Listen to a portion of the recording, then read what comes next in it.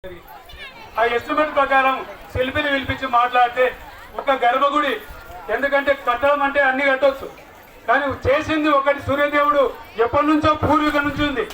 ఎవరో మన పూర్వీకులు నిర్మాణం చేశారు, దాన్ని ఎప్పటికి కూడా మన నిర్మాణం చేసింది కూడా ఎప్పటికి ఉండాలి. సిమెంట్ చేస్తే కొన్నాళ్ళకు పోతుంది.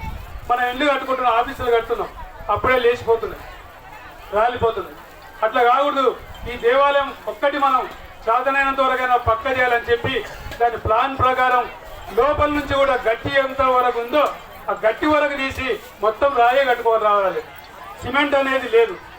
ఇప్పుడు ఆ గుంత తీసినాం, ఆ గుంత మొత్తం కూడా మొత్తం రాయే నింపుతా ఉన్నది. ఆ రాయి నింపి 5 ఫీట్లు కానీ 6 ఫీట్లు కానీ లోపలికి వెళ్ళి రాయి నింపి పైన బేస్మెంట్ 6 ఫీట్లు వస్తుంది. తర్వాత గోడలు, తర్వాత గోపురం, మొత్తం సిమెంట్ లేకుండా రాయి వరకే అని చెప్పి మాట్లాడితే 76.5 లక్షలకు వారు ఒప్పుకోవడం జరిగింది. వారిని కాగితం రాసుకున్నాం.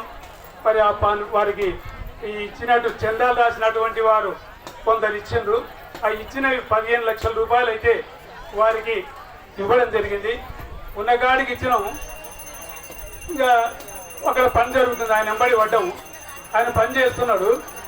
మళ్ళీ రెండవ విడత ఇవ్వాలి. రెండవ విడత ఇవ్వాలంటే ఎంకింగ్ మలిసి కూడా ఏం లేదు, రాసిండ్రు కానీ ఎవరు ఇవ్వలే. ఎవరి దగ్గరికి పోయినా మళ్ళీ ఫోన్లు చేస్తే వెంకటస్వామి ఫోన్లు చేస్తూనే ఉన్నాడు. నేను కూడా అందరికి ఫోన్లు చేసిన కొంతవరకు. నాకు బుడ్డల పట్టి రాలేదు, నాకు ఒడ్ల పట్టి రాలేదు, పత్తి పట్టి రాలేదు అనేది జవాబు చెప్తాను. సరే, వ్యవసాయం ఎప్పుడు ఇబ్బంది ఉంటుంది. సంసారం, ఈ సంసారం సముద్రం, ఇది ఎప్పుడు ఇబ్బంది ఉంటుంది. అయినప్పటికైనా కానీ దేవునికి ఎప్పుడైతే రాసినామో, ఎప్పుడైతే మైకులు చెప్పించుకున్నారో, ఎప్పుడైతే ఆ మాట బయటికి వెళ్ళిందో మీ పేరు, అది దేవునికి చెందినట్టు. అది సొమ్ము మీది కాదు. ఒక ముడుపు కడతాం దేవునికి, మన మొక్కు చెల్లించాలి. ముడుపు కట్టిన తర్వాత ఆ ముడుపు ఇప్పి మనకి ఎప్పుడైనా ఇబ్బంది కలిగినప్పుడు సంసారాన్ని కూరగాయలకు దేనికైనా తీసి వాడుకుంటామా? వాడుకోం. అది దేవుని పైసలు అనుకుంటాం. అదేవిధంగా ఇది కూడా ఒక ముడుపే. మనం కట్టినాం, మైకులో చెప్పించుకున్నాం. మైకులో చెప్పించుకున్నటువంటి భగవంతుని పైసలు మీ దగ్గర ఇంకా ఉండడం భాగం కాదు. ఎన్ని ఇబ్బందులున్నా ఏమున్నా మీరు అప్పు చేసైనా సరే ఆ డబ్బులు ఇవ్వాలి. ఎందుకంటే మళ్ళీ వచ్చి మళ్ళీ ఇళ్ళ ముందర కూర్చోవడం అంత భావ్యం కాదు. అది తెలిసిన వారు ఎంబడే ఇస్తారు. అందుకొరకు మీరు కూడా అందరు తెలిసిన వాళ్ళే, ఇది గమనించండి. ఎవరైతే రాసిండ్రో కొందరు అంటున్నారు ఫోన్ చేస్తే, అయ్యా నన్ను ఆయన వెంకటస్వామి రాసుకునే కానీ ఆయన 15,000 రాసిన కానీ నేను 10 ఇస్తాయా అనుకుంటా. అది కాదు. ఎవరైతే రాసిండ్రో నీకు రసీదు సంతకం చేసినావు, అది అయిపోయింది. దేవుని సొమ్ము. నీవు లోభత్వం అనేది చేయకూడదు. ఇందాక చెప్పినా కదా, లోభించే దేవత. అట్లా లోభత్వం అనేది చేయకూడదు.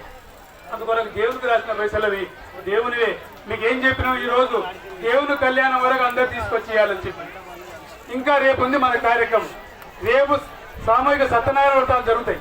ఆ వ్రతాల వరకైనా మీరు రేపటి వరకైనా సరే, అప్పు చేసైనా సరే, మీరు రాసినటువంటి పైసలు ప్రతి ఒక్కరు ఇచ్చి ఆ రసీదు పొందండి. మీకు సంపూర్ణమైన ఫలితం ఉంటుంది. అందుకొరకు మళ్ళీ మేము ఇళ్ళ ముందరికి రావడం అంత భావ్యం కాదు. కనుక మీరు ఆ విధంగా చేయండి. రాసిన ఇవ్వండి. మీరు ఇంకా పెద్ద మొత్తం కూడా మరి పోయినసారి ఇదే కార్యక్రమంలో నాకు ఎందుకో అనిపించి ఇష్టాన్ని ఇక్కడ వచ్చిండ్రు. వారు విగ్రహాలు తీసుకొచ్చి కళ్యాణం అంతా వారే నిర్వహించారు. ఆ పానంగాటి వాళ్ళు ఇష్టాన్ని ఒకటే చెప్పిన, నీవు బయట ఉన్నావు, నీకు బయట వ్యాపకం ఉంది, నీవేమైనా కొంత చేయగలుగుతావు ఈ దేవాలయానికి, వారిని ప్రోత్సహిస్తే సరే అని ఒప్పుకున్నారు. తర్వాత మళ్ళీ అడిగినాం, మరి నీవు ఎంతవరకు చేస్తావు అని కూడా అడిగినాం. అంటే నేను ఒక 5 లక్షలు ఇస్తా, ఇంకొక 5 లక్షలు నేను నా ఫ్రెండ్స్తో ఇప్పిస్తా, 10 లక్షలు అయితే ఖాయం పెట్టుకోనని చెప్పింది. మళ్ళీ నిన్న మొన్న కూడా పరమేశ్వరుడు ఏమన్నది, అయ్యా నువ్వు 5 లక్షలు అంటివి, మరి ఇంకా ఇవ్వకపోతే ఎట్లా? మరి ఇవ్వాలి కదా. నిన్ను చూసి మరి పెద్దవాళ్ళని చూసి చిన్నవాళ్ళు ఇవ్వరు ఎట్లా అని అడిగితే, నేను 5 కాదు, 5తో పాటు ఇంకో 5 కలిపి మా బంధువులతో అసలు 10 ఇస్తాను వారు కూడా ఒప్పు. ఎందుకంటే ఇటువంటి వాళ్ళు ముందుకు వస్తేనే ఈ విధంగా అవుతుంది కనుక ఈ విధంగా పెద్ద మొత్తం ఒప్పుకున్నారు. ఇంకా మన సాయిబాబా సేటు ఉన్నాడు. మేము వాళ్ళు హైదరాబాద్లో జీవనానికి వెళ్ళి మంచిగా దేవుని దయ వల్ల బాగుపడ్డారు. వారిని కూడా మనం ఈ శంకరు వాళ్ళు కలిసే ఉంటారు. వాళ్ళందరికీ పోయినప్పుడు ఆయన దగ్గరికి వెళ్ళినప్పుడు కూడా ఇప్పుడు నేను 1,00,000 రూపాయలు రాసిస్తా, అంత కాదు, నేను మీ దాంట్లో ఒక నైత, నేను కూడా పెద్ద మొత్తం నేను సాయం చేస్తా అని మాట ఇచ్చింది. మరి వారు కూడా ఇవ్వడం జరిగింది. ఇట్లా మాకు కొంత ధైర్యాన్ని ఇచ్చిండ్రు. మరి ఈ విధంగా ఇంకా ఉన్నటువంటి వారందరూ కూడా ఈ గ్రామం ఆడపిల్లలు కానీ ఎవరైనా సరే ఈ ముందుకు వచ్చి ఈ సూర్యభగవాన్ ఎక్కడ లేదు, మన గ్రామంలో ఉంది కనుక మనం దీన్ని నిర్మాణం చేసుకున్నట్లయితే మనకు ఈ దశ దిశలా మన గ్రామం పేరు వ్యాపకమవుతుంది కనుక మీరు అంతా గమనించి ఈ విధంగా మీరు అందరూ కూడా రాష్ట్రం ఇవ్వాలని కోరుకుంటున్నాం.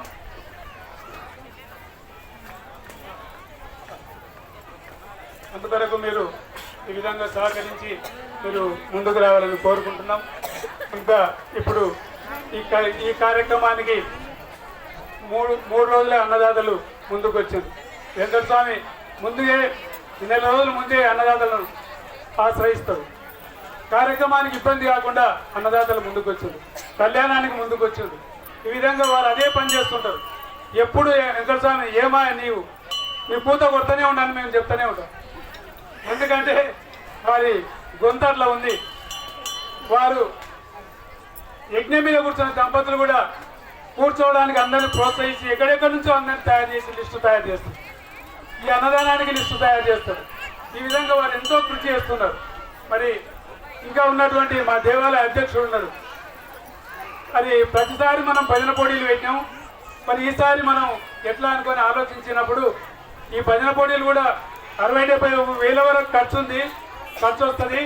మనం నిర్మాణంలో ఉన్నాం కనుక ఈసారి ఇబ్బంది కలుగుతుందేమో వద్దు అనుకుంటే ఆయన్నే బలవంతంగా తిరుపతయ్య గారు వారు ఉండి ఏం చేస్తే ఏం లేదు, భజన పోటీలు ఎప్పుడైతే నిర్వహిస్తామో 10 గ్రామాలలో వస్తారు, ప్రచారం అవుతుంది.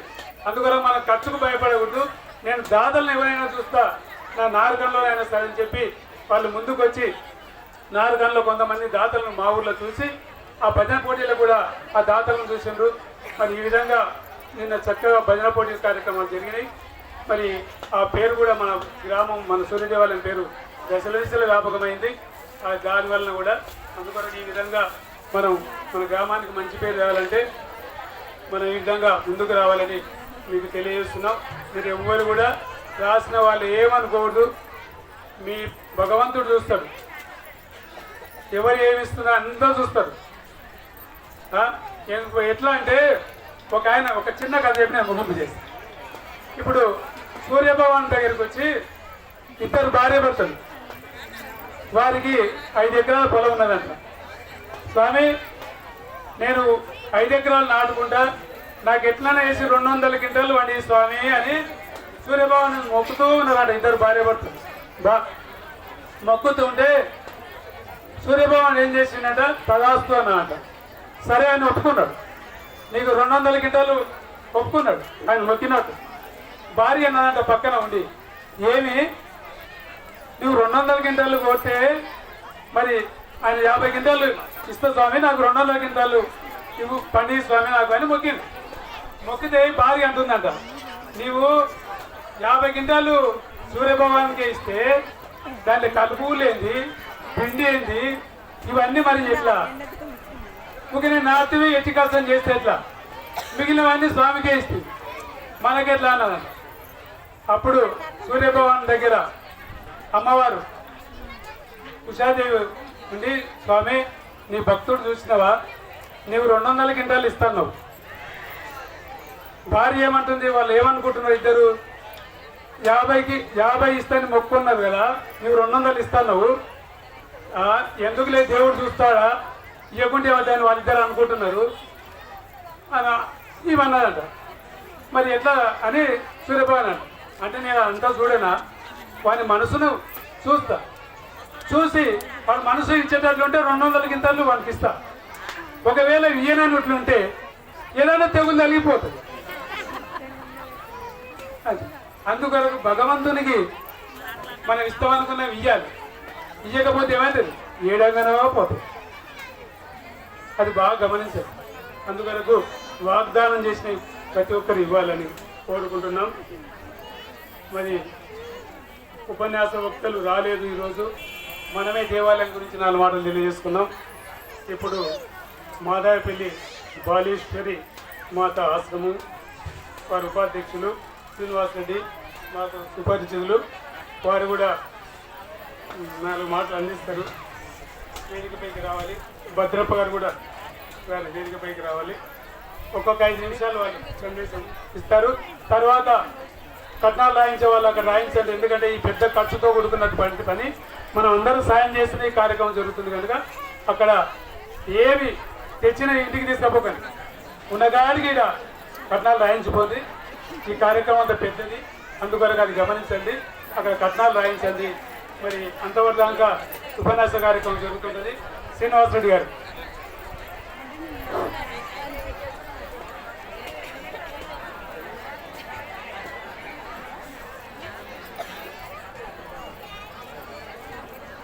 వారు ఒక 10 నిమిషాలు వారి సందేశం ఉంటుంది. నిశ్శబ్దం, ఎవరు లేవకూడదు బస్ సభ అయిపోయింది. హలో, ఒంటి గంట దాడితే ఒంట మీదకి పోతుందంట మనసు అంట. మరి మీ మనసు ఎక్కడుందో ఒకసారి చెప్పండి. వింటారా తింటారా? విందామా తిందామా? తల్లి నిన్ను ధలంచిన పుస్తకంబు చేతన్ భూనితిన్